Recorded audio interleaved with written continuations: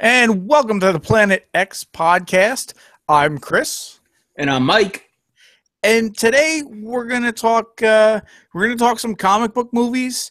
Talk a little free comic book day if we get a chance. So right off the bat, what were you gonna say? I was going to say, the reason we're talking comic book movies is Captain America Civil War came out.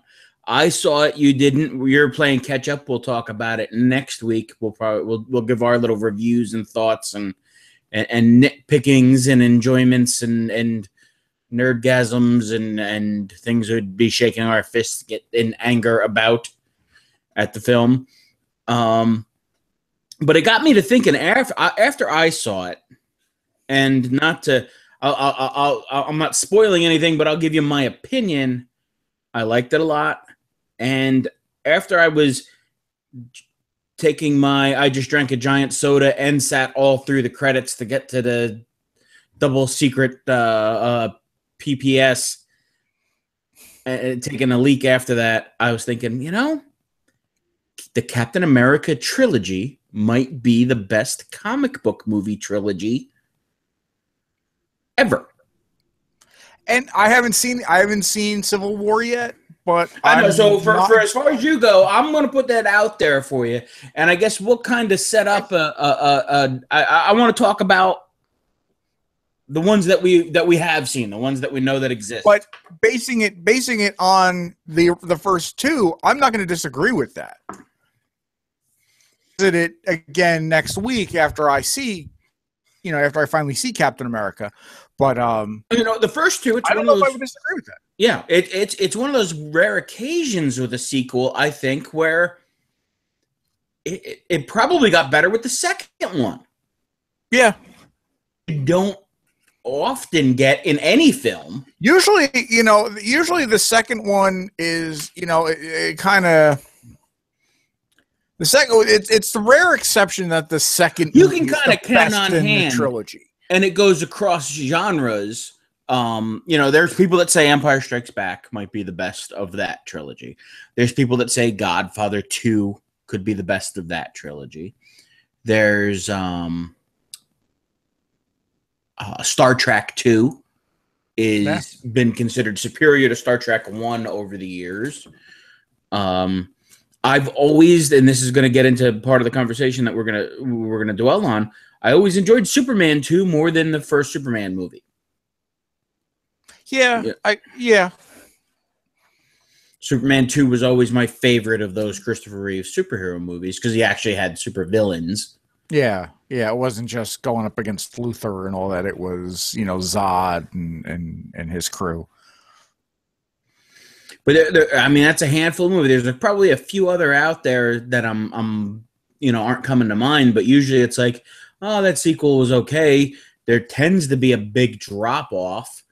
And even more by the time you get to that third one, most of the time you're like, ugh.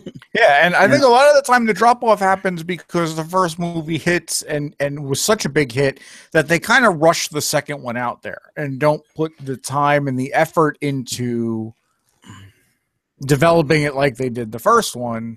And then by the time the third one rolls around, it's just, nobody cares. Yeah, I think when it's planned out a little bit better. I'm looking at you, Matrix. Yeah. Yeah. They're The Matrix is one of those things. The first two Matrix movies had a ton of potential.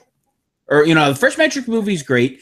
The second Matrix movie, I'm like, they could go in some interesting directions here. And then the third Matrix movie sucked so bad it made me like the first one less. I was just going to say that. It made me not care about the first Matrix as much. Yeah, I had to not watch. That was a movie I could watch all the time, and I had to not watch it for years to enjoy it again because I didn't like that third Matrix movie so much. You get the Lord of the Rings trilogy, which is a planned trilogy. It's really almost one big giant movie that they split up into three parts because they shot it all in sequence. They shot them all back to back to back. It was a big gamble. It paid off, and you had three fantastic movies. The Harry Potter movies were definitely something that got better with age and kind of allowed its audience to grow with it over time. Yeah, and with those, I mean, there was real. I don't want to say source material, but I mean, they had basically a blueprint to follow. Yes, as far as the books went. And it ebbed and flowed a little bit. Yeah. The comic book movies, it depends on what comic book and what superhero, and you've got, 50 to 100 years worth of, stories to pull from. And sometimes they just, with the movies, they just kind of hit a problem. Either where they're going to source material or they go in a weird direction. I think a lot of times it's changing a director kills a trilogy. Yeah. A lot of these movies that I jotted down a list, and a lot of X-Men the first X-Men trilogy is a prime example of that. Yes. Bryan Singer left, and you had a huge fall off for Last Stand, and it just didn't feel like it didn't flow the same way those other movies did, and you didn't have that cohesiveness.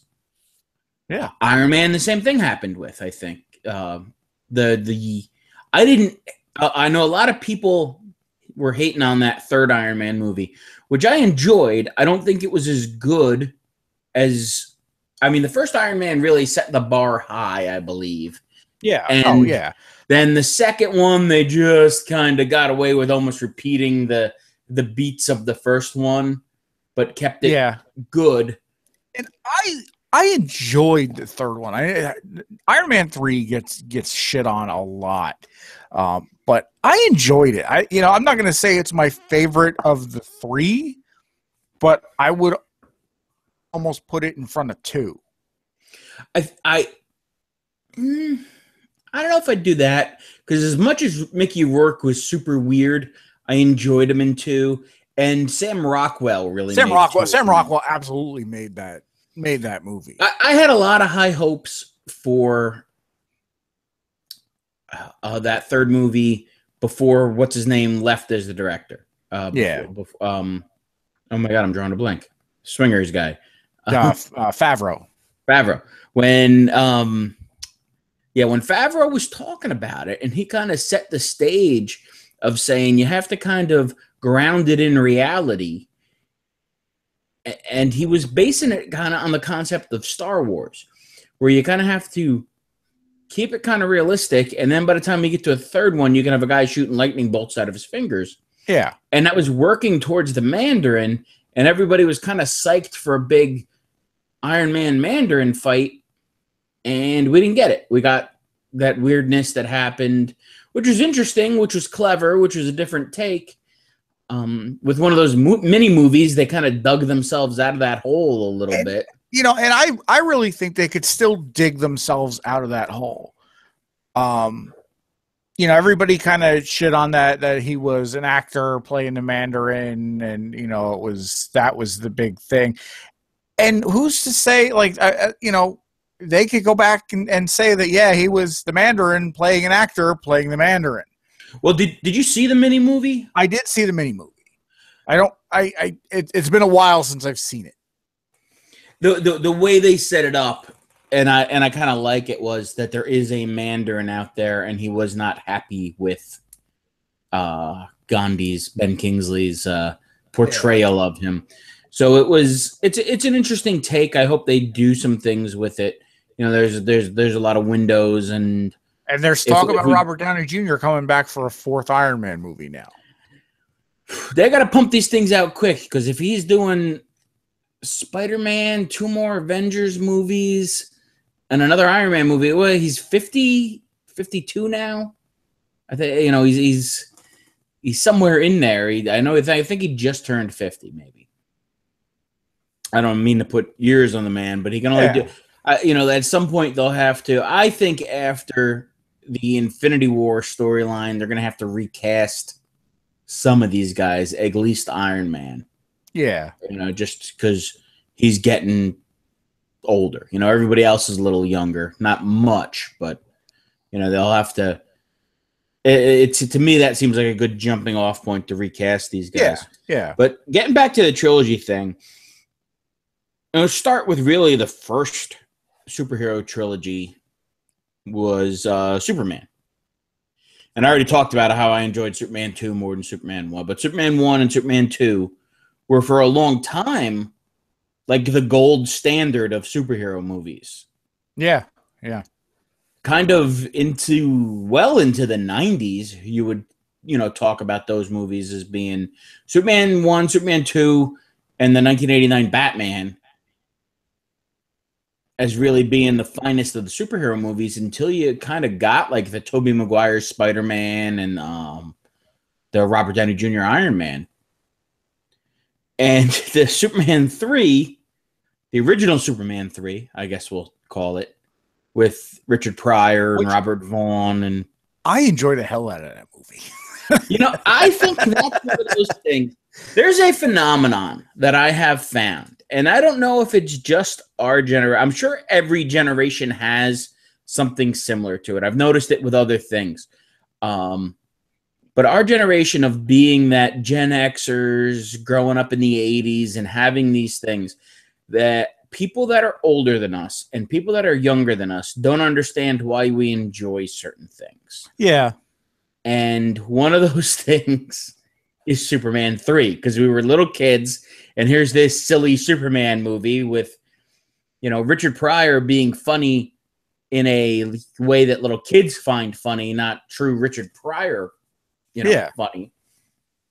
The part where the computer turns that lady into the cyborg towards the end of it always as a kid, that's terrifying. Shit out of me. That is terrifying as a kid. And am I going to say it's the best Superman movie? No. Is it better than 4?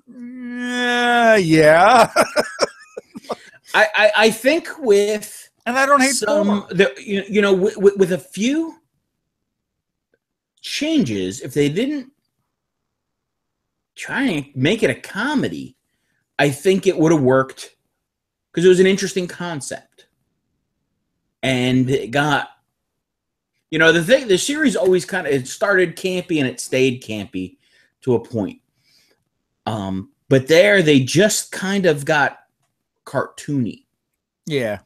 There were a lot of elements, the supercomputer, that being that's an interesting villain for Superman. Yeah. And it was a good concept, and it was something I always enjoyed as a kid. And it wasn't until years later, your tastes change a little bit. You're like, oh, this really isn't that good of a movie. And then there'd be nonsense like Richard Pryor skiing off the building and yeah.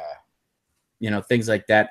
And Superman 3 also has one of my favorite Superman things that happens in it, the red kryptonite. Yeah, where he kind of gets poisoned and turns evil for all intents and purposes. Yeah, and that the evil Superman, him sitting at the bar and flicking the peanuts through the bottles and stuff, and being kind of grizzled, mean, dirty Superman was I enjoyed that part of that movie too. It had things like that were very kind of serious and dark, along with the cyborg scene. Yeah, and then really goofy, weird shit. The goofy Richard Pryor skiing off the building shit. Yeah, and again, that's another series where the director changed. Yeah, because Richard Donner did the first two. Yeah, depending on which second one that you watch. Yeah. Donner directed a second one, and then they recut it, and they changed some stuff. Donner's version I really enjoy compared to the one that actually came out. But then you definitely saw it go downhill after Donner left. Now, the interesting thing with the Superman series and the Superman trilogy is going back to Bryan Singer, and this is the reason actually why he left the X-Men series, because they laid the Superman series on his lap. And then he made Superman Returns, which was a fantastic sequel to Superman 2. Yeah. which is the way he designed it. And you finally got that. So if you go Superman 1, Superman 2, Superman Returns, that trilogy is very strong. You know, that's and again, Superman Returns wasn't the movie that everybody was hoping it was going to be at the time. And it's got its flaws. It's again, it's a movie that I do enjoy it. Like it's on TV, I'll sit and watch it. You know, it's got its flaws. I didn't like what's her name. And I've said this on the show before. I didn't like what's her name as Lois Lane. You know, and then, you know, he just didn't really fight anybody. Yeah. Yeah, it missed on some points, but it was a good, you know, it stayed in that vein. You know, it was a solid sequel to that movie. And if it did anything, it kind of erased Superman 3 and 4 out of the lexicon. And Superman 4 was just really, I mean, at that point, it had just gotten to we own the rights to Superman. We're going to make a movie as cheap as we possibly can. Yeah. And I think it was after that. I think that Masters of the Universe killed that studio. Yeah. Because they were supposed to make a Spider-Man movie and something else. Maybe another Superman movie. I don't remember what it was, but they had things in the works and they had zero money. You know, Superman 4 was so bad, not only did it kill the franchise, it killed the studio. Yeah. You know, just about. Or Masters of the Universe. Masters of the Universe was atrocious. There's a good documentary, apparently, Electric Boogaloo, about, I'm going to forget the name of the studio that was cranking out that crap back then. But it's on Netflix, and I've heard a lot of good things about it. I'll look for it. And just how shady they did things to get these movies out. The trilogy that followed up Superman, obviously, and again, it's a trilogy with one more on top of it, is the Batman trilogy, starting with the 89 Batman. Which, again, is a trilogy that started out very solid. Yeah. And what happens to that third one? They change directors again. Yeah. And but that's another trilogy that I like the third one more than I like the second one. Because I'm not really a fan of Batman Returns at all. You know, it's another one of those movies where I'm like, I enjoy elements of it. Yeah, I don't go out of my way to watch it.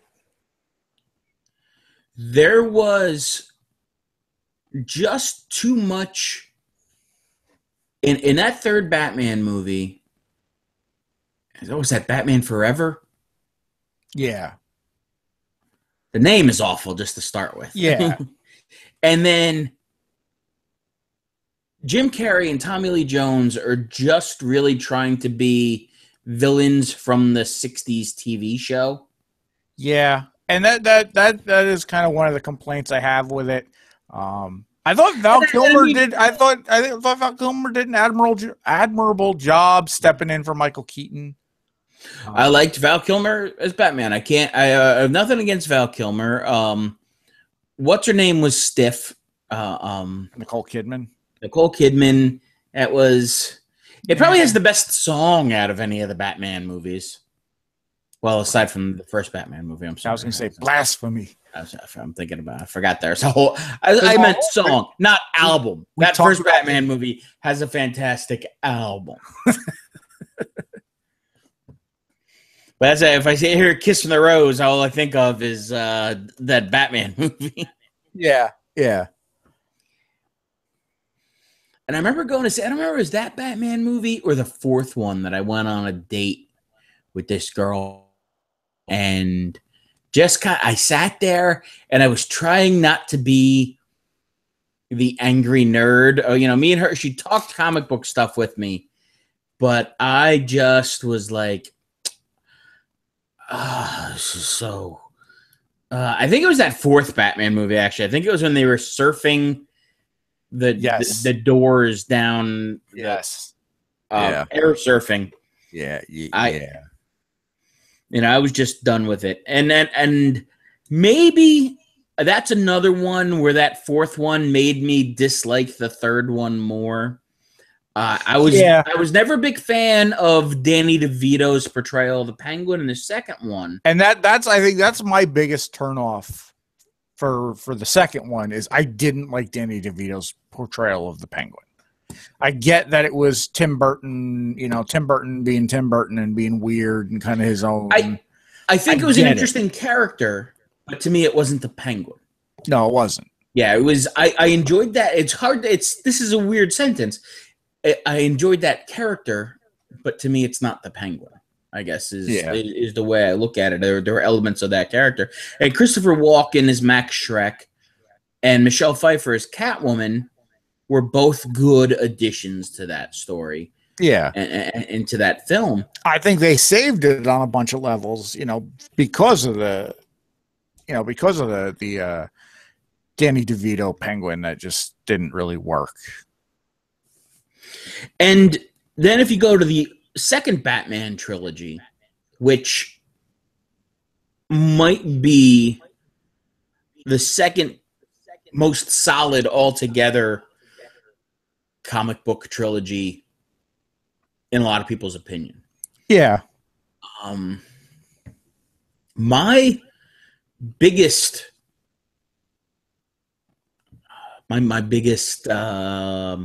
deterrent off of this one, my biggest thing to take away from it is that it tried to base itself so much in reality that it was almost insulting to the comic book world. Yeah. I think a lot of that is what has personally turned me off to a lot of the more recent DC movies, is that they're just trying to be, I don't need to believe that hero can exist, right now in the real world. I'm going to watch a movie. And that's kind of one of the things that has, as I said, it's kind of turned me off to the DC cinematic universe right now anyway. But they were still good Batman movies. Yeah. They have their flaws, but they were still solid. And I would probably put that, if I was going to have to rank them right now with what we talk about, the Superman trilogy with Superman Returns as being the third one, and then the Batman trilogy of the 2000s, I guess we'd call it, the Christopher Nolan trilogy, is probably the best, or might be. There's a couple other ones we haven't talked about yet. Yeah. The X-Men trilogy, and I kind of broke the X-Men into two different parts, even though, there's been 5 of those movies now, and I, not counting the spin-off solo films or Wolverine films. Yeah. But that first series of X-Men movies, so we said Bryan Singer left, and then that hurt the third one.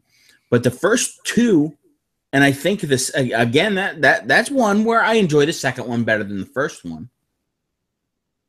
Yeah.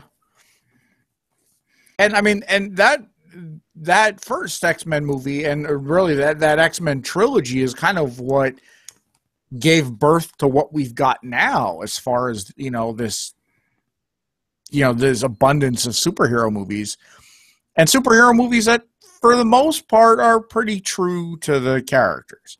Those X-Men movies, as good as they were, and the third one was just shit, but they have their, as I've said, they had their again, they had their problems. Continuity still is still an issue in the X-Men franchises. Well, I think they had broken continuity, and they kind of fixed it with time travel, which is the smartest way to fix your broken continuity. Yeah. Where after X-Men Days of Future Past, anything continuity-wise, or any previous problems that there were with continuity, all get thrown out because they changed everything. Yeah. It's almost like they restart X-Men First Class was a prequel that kind of quietly rebooted the series. Yeah. You know, it was a prequel, sequel, I guess prequel. And then with Days of Future Past, they were able to meld both series, I guess, together. Yeah. And then come out with one, and now they did that pretty well in that last one. And now we've gotten, 2 weeks or 3 weeks or whatever we've got Apocalypse coming out, which again, I'm sure is going to be good. It's there's not many Bryan Singer movies that I haven't liked out of what I've seen. The 4 X-Men movies that he's done. I enjoyed his Superman movie. I loved App Pupil. Yeah. And he did Usual Suspects too, right? That was Bryan Singer, or am I? I don't want to say yes. I don't want to say no. Maybe I'm wrong. Maybe I'm thinking I could be way off base on that. It sounds right, but I don't. It does sound right, but I could be getting crossing up my names or something like that. You be getting your Bryan Singers wrong. Yeah, now I'm like looking it up real quick because it's bothering me that I was like, why did I automatically go with Bryan Singer with Usual Suspects if he is not director? Does this film have a director? Nope. Kaiser Soze is the director. Kaiser Soze. Stephen Baldwin. I always forget that that's a Stephen Baldwin movie. Yeah.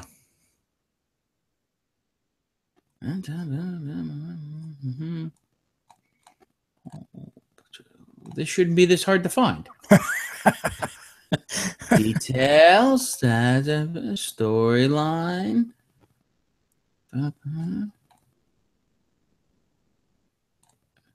People who liked. Director, Bryan Singer. Jesus, was right up on top. Okay. Okay. Well, that answers that.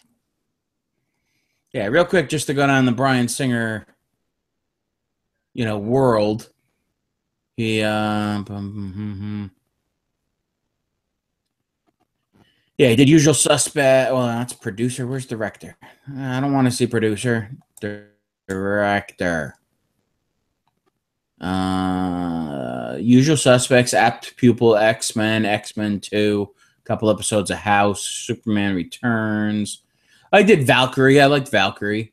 Okay. I did that Mockingbird Lane TV movie, that Monsters. Oh yeah, that's kind of weird. Monsters kind of pilot. Yeah. Jack the Giant Slayer. I didn't see. Days of Future Past. I enjoyed. X-Men Apocalypse coming. Oh, he's doing a 20,000 Leagues Under the Sea. Nice. In pre-production. Well, anyway, I think he does a good job. He's done now 5 superhero movies. He's got 6. He's got a 6th one in the works, and I've enjoyed all of them. To a point. Hopefully, he kind of sticks with the genre, I guess. If they keep offering him X-Men movies, I guess take them. I want to say that the second series of X-Men movies, X-Men First Class and X-Men Days of Future Past, so far are building to be a better trilogy than the original 3. Oh, absolutely. And I mean, they're solid. They're pulling from good source material for so far, and the cast is good. Yes, yeah, and I think that's a big thing with these superhero movies now compared to some of those early ones, and especially those Batman movies. I think what hurt the Batman movies might have been with the casting. It was, we're gonna get a big name for these parts, and not necessarily somebody who's right for the role. Yeah.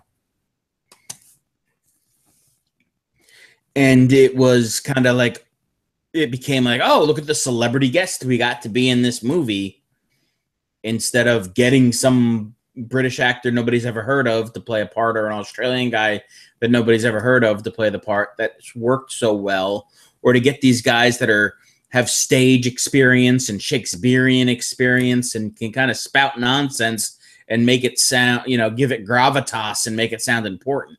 Yeah, yeah.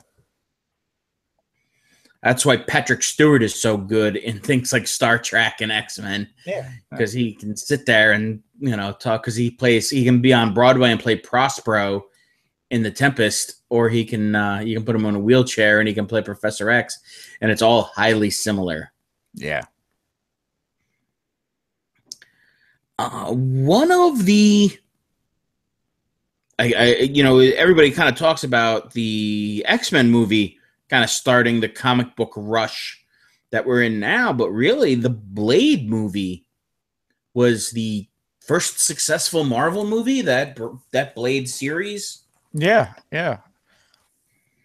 And that, again, had a ton of potential. You had Blade 1, you had Blade 2, and it was up and running and rolling, and you're like, damn, these are really solid movies. And then Blade 3, all three movies had a different director. I think Blade 3 just got hurt from Wesley Snipes. Apparently just got such a big head that they kept having to change stuff. He was fighting with the director while they were filming the movie.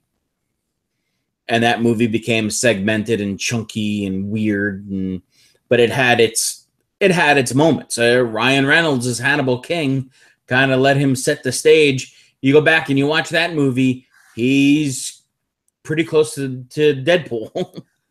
Yeah. It's Ryan Reynolds. It might be his second best comic book movie performance. If you're going to rank Ryan Reynolds' comic book movies performances, you go Deadpool 1, you go Hannibal King, number 2, you go Deadpool from Wolverine Origins is 3, and then Green Lantern is 4.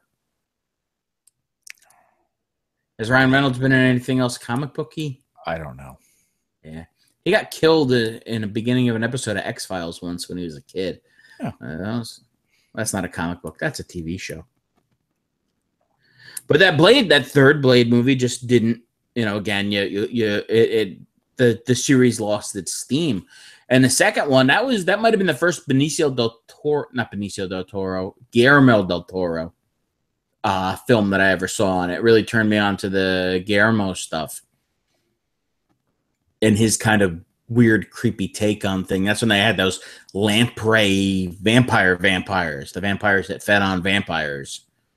Yes. And Blade's sidekick was Norman Reedus. Yes, it was. And you had Chris Christopherson just kind of being cool through those movies. Chris Christopherson is just kind of cool regardless. Yeah.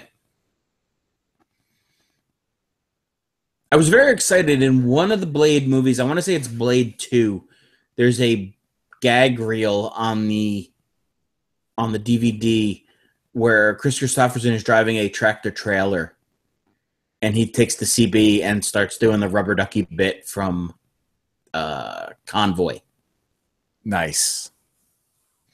That made me happy in a weird little kid way. Yeah, that's what it should. And it's Chris Christopherson. He's just one of those guys that's cool. Yeah. He's and not only was he like cool in movies like that, he wrote Me and Bobby McGee and Sunday Morning Coming Down. And he was in a band with Johnny Cash, Willie Nelson, and Waylon Jennings. What more could you ask for? And he was considered the weird one in that band.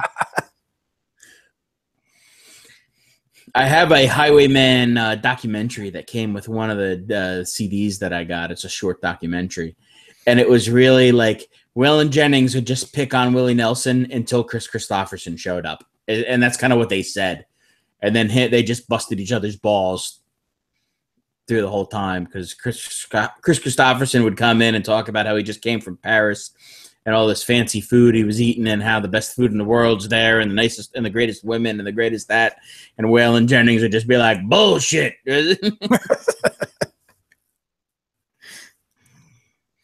Just kind of the way that best friends, listen to each other's crap and give it back to them. Chris Christopherson should be in more stuff. He should be. I got the next one on my list that I'm looking at here is Spider-Man. And again, another trilogy that started out very strong, and then by the third movie just kind of fell apart. And Sam Raimi was, headed up all three movies. But I think what hurt that third one was they didn't let Sam Raimi make the movie he wanted to make. Yeah. And it suffered from packing too much shit. You had 10 pounds of shit in a 5-pound bag. The movie had 3 villains in it that all had independent stories. It's been so long since I've seen it. Who was the third of the villains? You had Sandman, you had Venom, and you had Hobgoblin. That's right. And they brought that. I think at that point, the studio was scared to slow play it the way that kind of Marvel has been doing with their films now. Where if you had broken that up, if you had a Sandman movie, if you had a Venom movie, I always felt that they should have had Spider-Man fight Sandman, introduce the black costume, and not have Venom show up until the next film. Yeah. And I almost feel like Sam Raimi did that whole musical number in there as kind of just like an FU. You're not going to let me make the movie I want. I'm going to blow this up right in the middle here. And which is exactly what happened. I'm going to sink this ship. Because that movie came off the rails, and when that movie came off the rails, by God, did it come off the rails. I think James Franco was great as Harry Osborn. Yeah. He did a great job, probably in all 3 movies. I think all the villain casting in that trilogy had been good. Thomas Hayden Church as Sandman was a good pick. Thomas Hayden Church is one of those guys that is a really solid actor, but doesn't get the parts. I don't know if he doesn't have the right look or for whatever reasons, but you're like, he's good in things. And I like Topher Grace. I don't know if it's that the sitcom and people know him so much from that he gets kind of typecast as being the kid from that 70s show. But as hard as he tried, it didn't work. He was a good Eddie Brock, but a shitty Venom. Yeah, and I think some of that. I think some of the problem with casting him as Eddie Brock, as well as he did as the character, Brock is a big dude. Like in the comics, Eddie Brock was a pretty big dude, which is the reason why Venom is right huge, and Topher Grace is not. And I mean, I've seen him in stuff where he has played, he's played that bad guy very well. Like, Spider-Man 3, Eddie Brock, he did well. Predators, he was fantastic in. As kind of that, the guy at the end of the movie, you find out he's the one that's kind of manipulating everybody. And, I liked him in it. But I just think he was wrong. He was wrong casting for that character. Yeah, the portrayal just wasn't quite right. And I think with that second series of Spider-Man movies where we didn't get the trilogy out of it, the Amazing Spider-Man films, what hurt that from the beginning was the kid playing Peter Parker, Spider-Man, didn't have the character. He just... Yeah. It didn't work. He was... I've talked about this a couple times on the show. He was just too cool to be. He was playing it too cool to be Peter Parker. Yeah. And people, you know, at that point, that was they were setting up a third one there, and it was dead in the water after the second one. People were worn out with it already. It was too much. It was too not Spider-Man to work. Yeah, and it was kind of one of those where it kind of seemed like whoever wrote it kind of didn't get Spider-Man. And this might be another one. That Spider-Man trilogy, where the second one is probably my favorite, because I think Dr. Octopus is as more than as well as you could hope Dr. Octopus could have been portrayed in a movie. You know, yeah, it made him a sympathetic character, but it worked. And the scene in Spider-Man 2 where he has to stop the train, to me, is one of those perfect Spider-Man scenes where he is overwhelmed, outmatched, but still gonna get it done. Yeah, type of thing. And it's very dramatic, but when he passes out and the crowd passes him back into the train to safety, that's, to me, captures that vibe of Spider-Man and New York. Yeah. That Spider-Man does things for New York, and the people of New York love him for it. That he's somebody that looks out for the people, that he was a guy, you know, because it was one of those great hero moments, because he could have just gotten out of there on his own, but he did everything he could to save those people. And then the people standing up to, you know, Dr. Octopus to save Spider-Man was one of those great comic book moments. It was one of those things. It felt very Stan Lee to me. It felt like you wanted to hear him narrate that scene. You could almost hear his word bubbles, his narration bubbles going on as that scene was going on. It was one of those perfect comic book moments. Similar in the second X-Men movie, when they're in the plane gets shot and Rogue gets sucked out of the back of the plane, and Nightcrawler teleports out of the plane into midair, grabs her, and then teleports back into the plane. Yeah, that might be one of my favorite comic book scenes in any comic book movie. Yeah, it was such a good comic book scene. It brought a tear to my eye. Like like joy. Like, you know, yeah, absolutely. It was everything you wanted a comic book movie to be in that scene. And I gotta say, this Captain America movie does a lot of things that are everything you wanted a comic book movie to be. You know, it does it a lot in the film. The last two I got on my list, and they're a little offbeat from the other films that we were talking about. And they're the first one that I got here is Men in Black. Yeah, which a lot of people don't know was a comic book. It was based on a comic. It was a Malibu comic. I think it was Malibu. Malibu. It's owned by Marvel. And those films all worked. They did their little weird third one reboot, you know, get a younger actor in there and still make it work.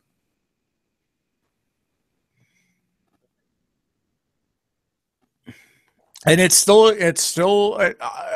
a good property because they're doing a crossover movie with 21 Jump Street now. Yeah, which is odd, but I could see. Which is odd, but for anything, I think that those two movies are going to work together. Definitely. And Men in Black, all three of those movies were good. You know, you had a solid franchise. It spun off. It had that cartoon series that ran for a while.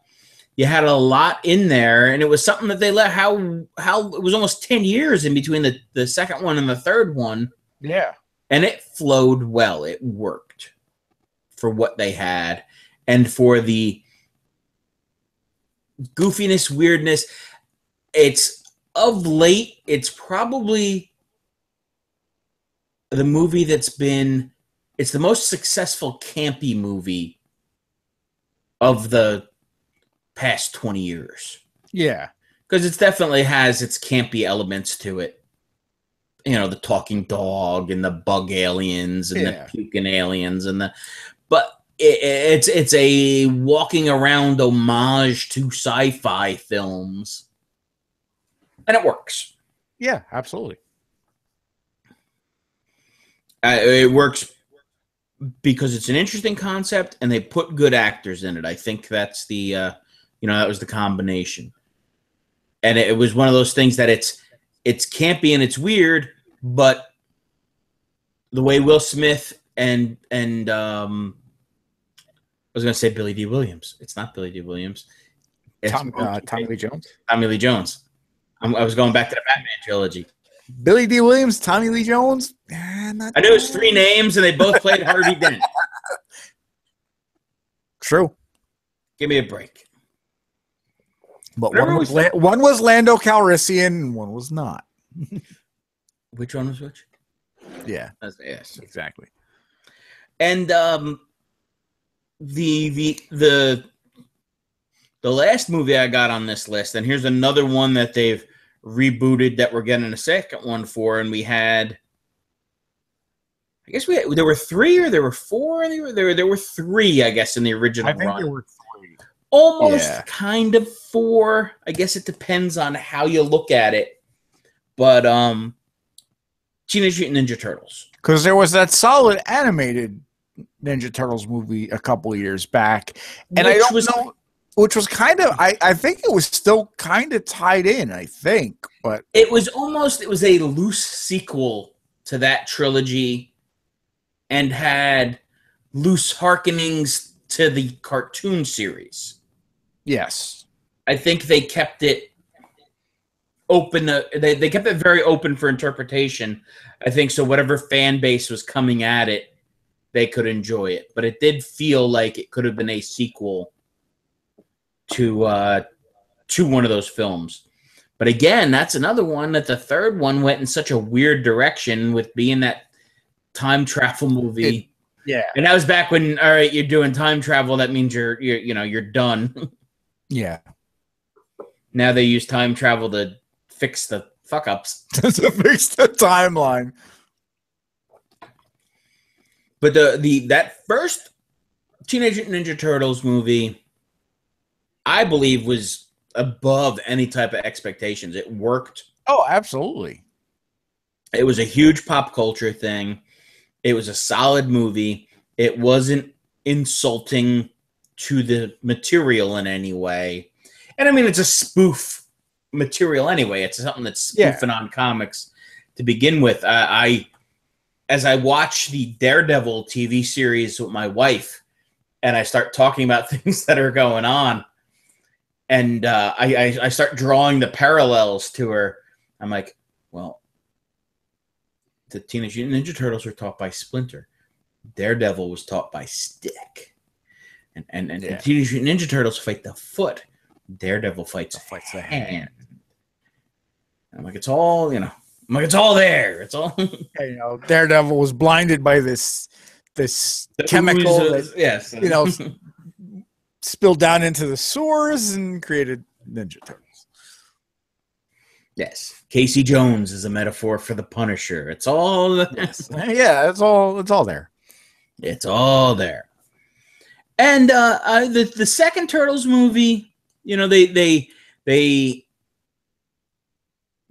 kind of kowtowed a little bit. They took some heat from some parents groups, and they kind of took the weapons out of their hands, and the Turtles were a little goofier in some of their fight stuff. They didn't have the swords and the nunchucks and stuff because people were worried that kids are going to imitate things. So they took that away, and they gave us the ninja rap. Yes. Go ninja, go ninja, go.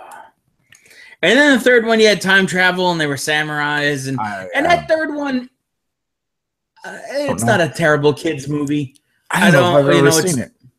Because I think by the time that one came out, I was kind of like past the Ninja Turtle stage. It kind of was there it was later for us, and it was goofier. It was definitely directed at a younger audience.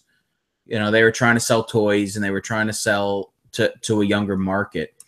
But for that genre of movies and at that time, it's better than 90% of those movies that were directed at kids then. Yeah. You know, and you had a lot of stuff like Surf Ninjas and Three Ninjas, and you know they were really trying to capitalize on the kid ninja market in the 90s then. There were a lot of those things, and Teenage Mutant Ninja Turtles really rounded it out. And if you, again, that's another one where you could go first movie, second movie, and then that animated movie. And you're like, well, these are all pretty solid. Okay. Yeah. But, you know, and then there's high hopes for things. You know, we have a third Thor movie coming out. We have a third Wolverine movie coming out. I think that first Wolverine movie hurt any potential for looking at it and saying this is going to be an all-time great trilogy. Yeah, but the second Wolverine movie did kind of make up for some of that. Did make up for it, but there were other things that were, you know, not. Yeah, I'm not saying it was. I'm not saying it was it was the best comic book movie ever, but I do think it kind of redeemed itself a little bit. I have a lot of high hopes now for the X-Men franchise and the X-Men spinoffs, purely because of the Deadpool movie doing so well and them kind of sticking to the source material. Yeah. But even with, staying on the Wolverine movie, I don't know if the picture I saw is legit, but it looks like we might be actually getting the costume. Like the legit Wolverine. Kind of one of them. They've been talking about that. They teased it in a cut scene in Wolverine 2. Yeah. Or the Wolverine. Well, Wolverine 2. Yeah. What's this third? Is this third one going to be called The Wolverine? Maybe. Does Wolverine? Or it'll be something stupid like Wolverine and the E on the end will be a 3 or something like that, Are you being facetious? Is that really what they're doing? Yeah. No, that's I don't know. See that? I don't know. I don't know. I don't know if they're doing that. I will be angry if they do. I almost feel like they want to forget that first Wolverine movie. It's Fox, and Fox has been known to make a superhero movie and put a number in the middle of it. I'm looking at you, Fantastic Four. That was just horrible. That our other co-host saw this weekend and raged about. I've been sitting on a copy. I don't know if I'm going to make it to it anytime soon. I guess I'm going to have to be in the right state of mind. I just hope, yesterday was Mother's Day. He watched it yesterday. I just hope to God he didn't sit down and watch it with his mother, because I feel like it's one of those movies I'm going to need like a palate cleanser movie after. Like I'll have to watch it and be like, all right, I got to watch something else. Or lots of alcohol. Oh, speaking of bad movies, and I meant to contact you Thursday and forgot because I was too busy trying to find somebody in my area to go with me. I did not go to Riff Tracks. You did not go to Riff Tracks. All right. I did not go to Riff Tracks. I thought about it, and then I was just like, I just wasn't feeling it Thursday. I probably should have gone because I had a shitty day on Thursday, and that's why I didn't go, because I just was like, I just want to go home and I just want to eat pizza. I should have gone. I should have gone to Riff Tracks. You should have went. I almost called you at one point because I didn't have the guys that I've been going with weren't around. I wound up getting in touch with my brother, and he was able to come with me. But I almost called you at one point, and I'm like, why don't we find a movie theater that's somewhere in between? So we only got like an hour and a half drive, or hour and 20-minute drive to get to it. Yeah. You know, we can both be home at a decent, we'd meet someplace in Eastern Pennsylvania. Yeah. But I'm like, this. Well, maybe we will for the big reunion show that they're doing in another month or so. Yeah, June they're doing the reunion show. They're Joel Hodson's coming back. The new guy's going to be there. A bunch of the original cast is going to be there. Yeah. So it sounds interesting. This one, again, those shows are always fun. I wasn't familiar. I hadn't seen the first. This was one that they had done on an MST3K. And I don't remember seeing it on MST3K originally. But this version of it, they actually had more footage because they weren't time restrained the way they were for the series. So they're definitely able to do some new stuff. Yeah. I mean, they always do new stuff when they redo one.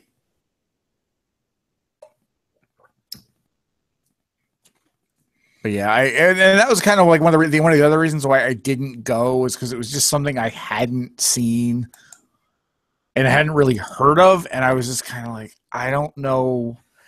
Like with a lot of the things, it's like there's certain ones I'll go in and be like, all right, I know this is going to be awful, like Santa Claus and the Ice Cream Bunny back in December, which may have ended up being one of my favorite riff tracks ever.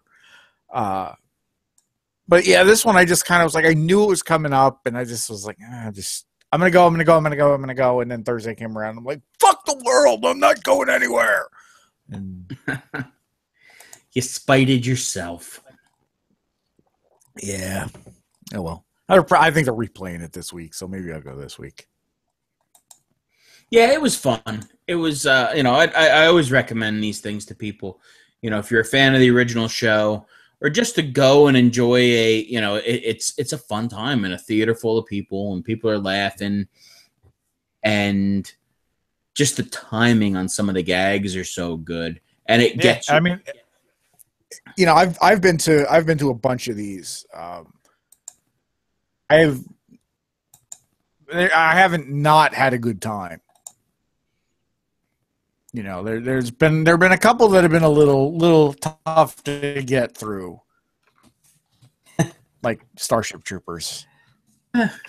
But because I just don't like Starship Troopers, but it was worth it. It was worth going. But seeing Santa Claus and the Ice Cream Bunny back in December was definitely worth the price of admission. Yeah. Oh yeah. We had a great time when with that one too, when we went. And I know the one they're doing in June, it sounds like they're just going to do a bunch of shorts. They're not doing one feature film. Yeah.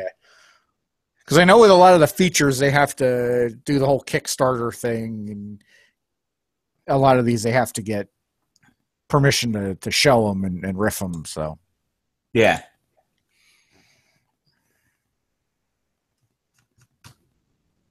Wow, we really petered out there. we did. I kind of lost my train of thought, but anyway, going back to we'll kind of end on this, I guess.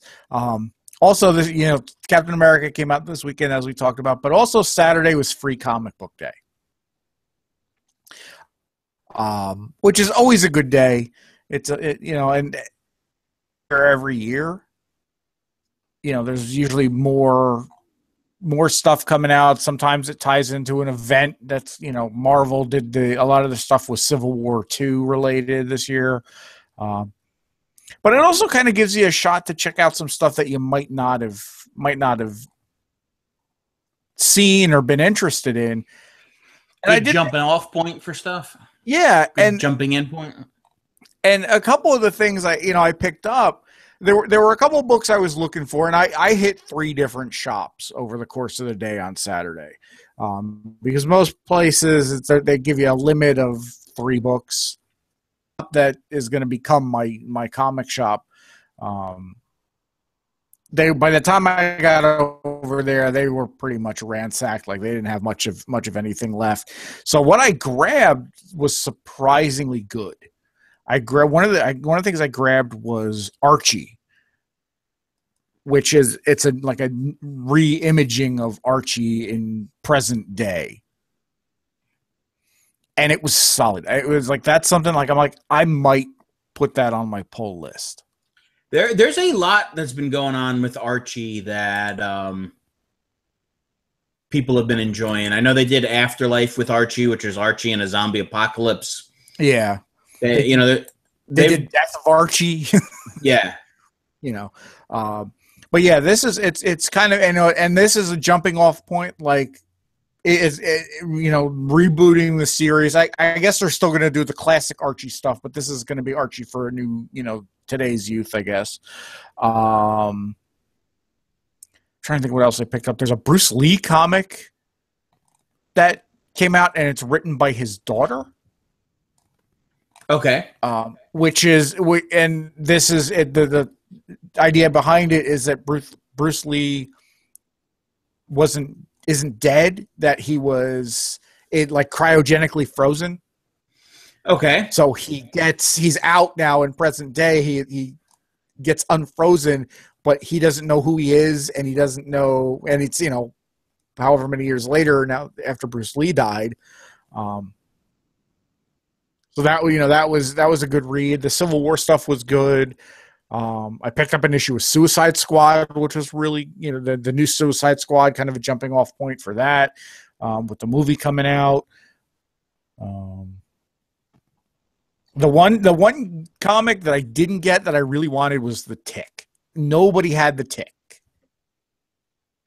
So I've reduced myself to looking for it on eBay and bidding on it. So I'm gonna pay for a free comic book. But oh my God, I want The Tick. So yeah. But yeah, I can't recommend Free Comic Book Day enough. And a lot of the shops around here. I went to 3 different shops. 2 I've been to. 1 I have seen, and it was kind of a dirty shop, so I never went in. I went in this time, and it lived up to expectations. Everything was just kind of thrown around, and it was just really dumpy. And they didn't really have anything going on. The guys that were there kind of just looked like they didn't want to be bothered. But the other 2 shops I were at, they had, one of them had an auction going on. The other one had the 501st. So it's definitely a good. A lot of shops turn it into an event, so it was definitely a cool thing. I know our buddy Jay was at a shop sign-in and doing some artwork and stuff. So it was a good day. Cool. So I guess that's where we'll wrap up. I mean, we've talked for an hour and a half, I guess. Did we really talk that long? I don't think we really talked that long, but we're probably about an hour or so. So anyway, so you know where to find us. We're on iTunes. We're on Stitcher. You can find us on Facebook. We're on channelzpodcasts.wordpress.com. So I'm Chris. And I'm Mike. And we'll see you next week. And go see Captain America. I'm going to.